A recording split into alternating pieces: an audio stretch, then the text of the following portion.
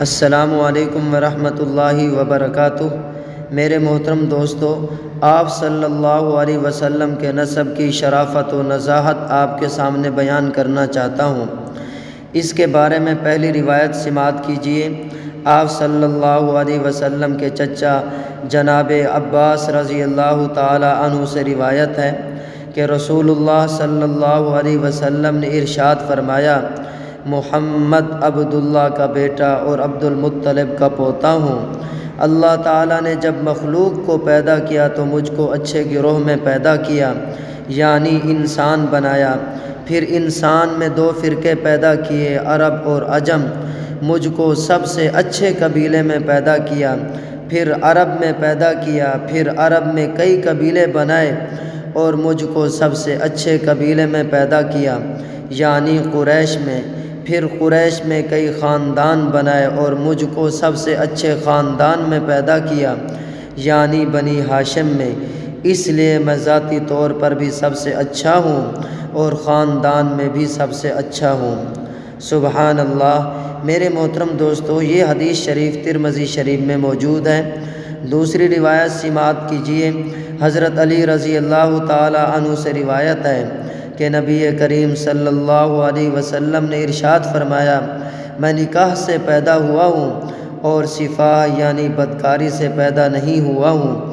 آدم علیہ السلام سے لے کر میرے والدین تک صفاح جاہلیت کا کوئی حصہ مجھ کو نہیں پہنچا، یعنی زمانہ جاہلیت میں جو بے احتیاطی ہوا کرتی تھی، میرے باپ اور میں سب اس سے پاک رہے، بس میرے نسب میں اس کا کوئی میل نہیں ہے۔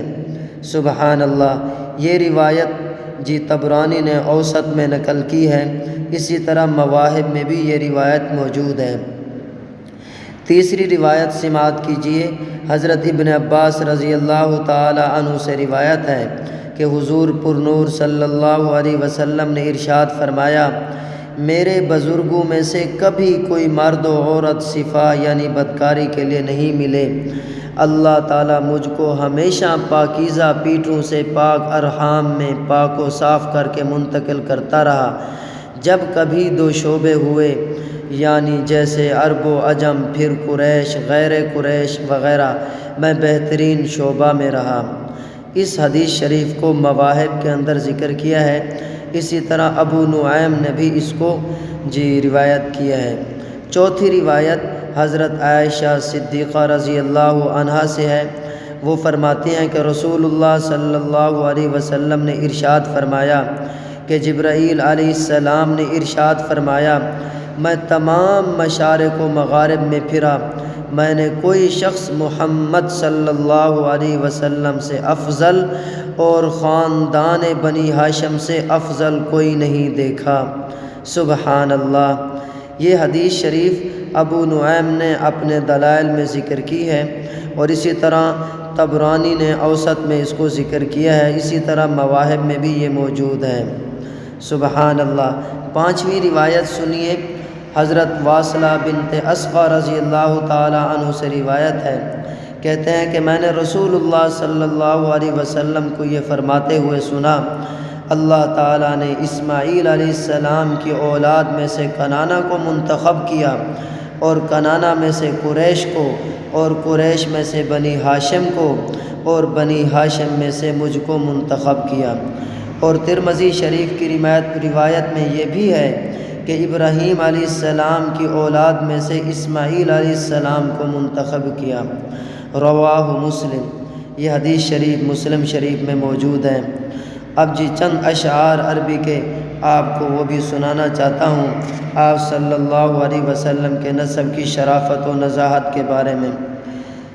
اکرم به نسبا طابت عناصره اصلا وفرعا وقد سادت به البشر مطهر من صفاح الجاهلية لا يشوبه قط لا نقص ولا قدر یا رب صل وسلم دائما ابدا على حبیبک من زانت به العسر۔